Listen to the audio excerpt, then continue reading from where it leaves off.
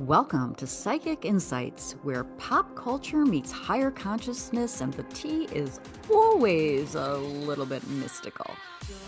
I'm Robin Richardson, your psychic girlfriend, and around here we don't just watch the drama unfold, we read the energy behind it, whether it's celebrity scandals, reality TV, chaos, or true crime with a twist.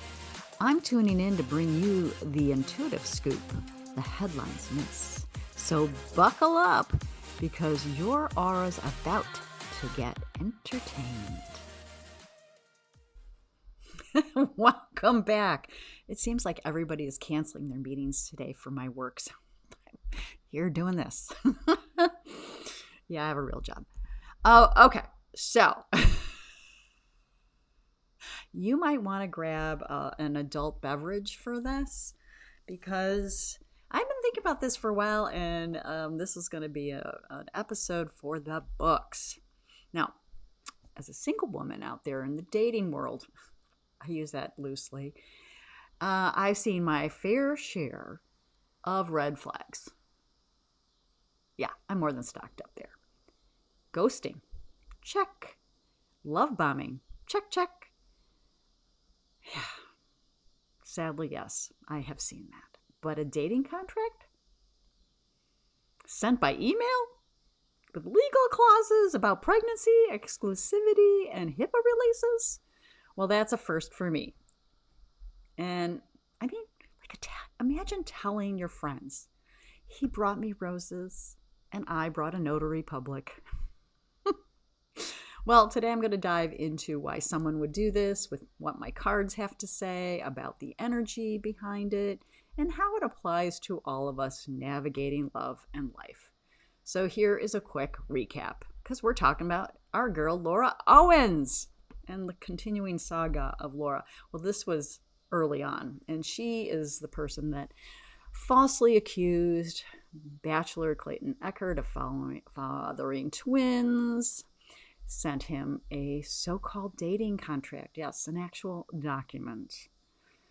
The contract said, let's agree to 1 week intentional, exclusive relationship. My God, girl, 1 week.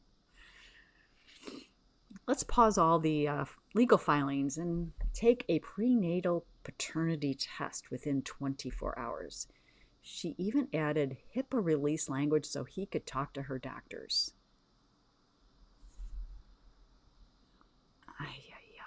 And at the end of that week, if they chose not to continue, both parties would walk away and release any claims.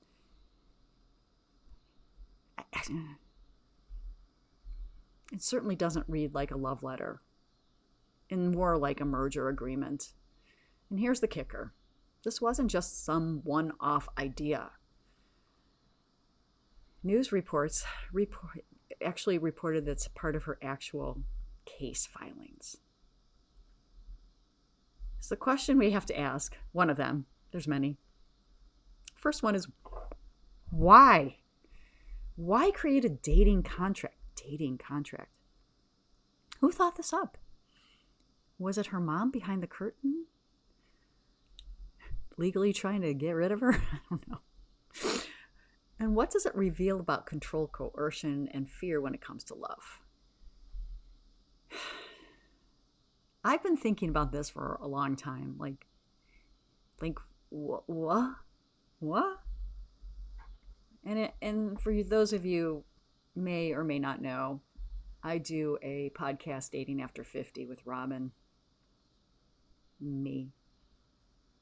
And nowhere in my research does it ever say, hey, it's a great idea to do a dating contract. All right, so let's bring in the cards, because they tell a story. We got the Tower and the Key. The Tower and the Key. The Tower shows a breakdown of false structures. The Key says this was a revelation. The contract itself reveals more about her motives than it does about him. It's trying to lock fate into a vault. Sign here and love me forever. You can tell I'm still just incredulous by the whole thing. All right, then we've got Dog and Child. This is loyalty mixed with immaturity.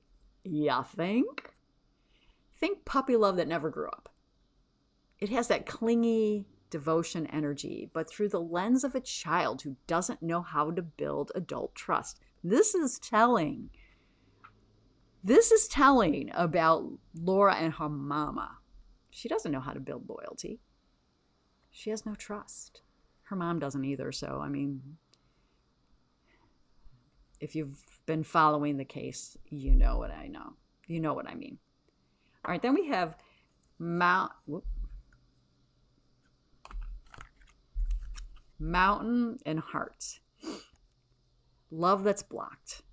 A heart behind a mountain, trying to legislate feelings instead of letting love flow naturally. It's like she created her own problems. Like, this is not how you get a guy. It's not how you get anyone.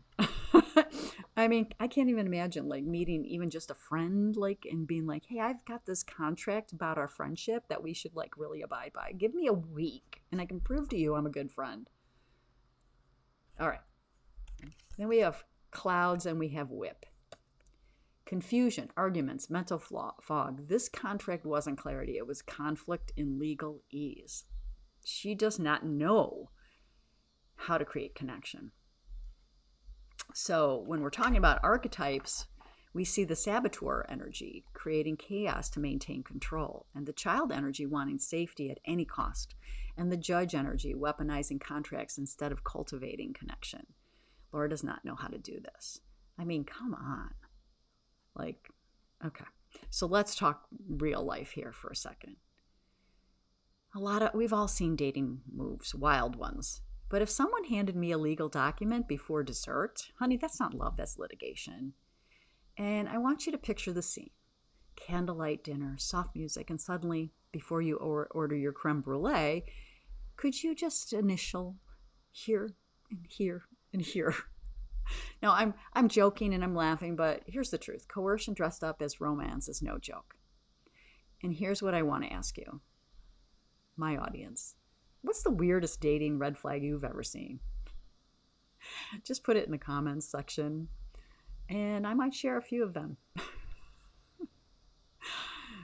Let's go deeper, though, spiritually. You can't contract love. You can't connect, or you cannot legislate intimacy. Real connection is a soul agreement, not a legal one. The Tower reminds us false structures will collapse, and you can't build love on ultimatums, deadlines, and threats. You can only build it on freedom, trust, and alignment. And this just isn't about Laura and Clayton. It's about all of us. And where in your own life do you try to force outcomes instead of trusting flow? Do you push for certainty in dating, career, or in family, when really all you need to do is be present, and bring your truth? That's the deeper lesson here. So here's your checklist, friends.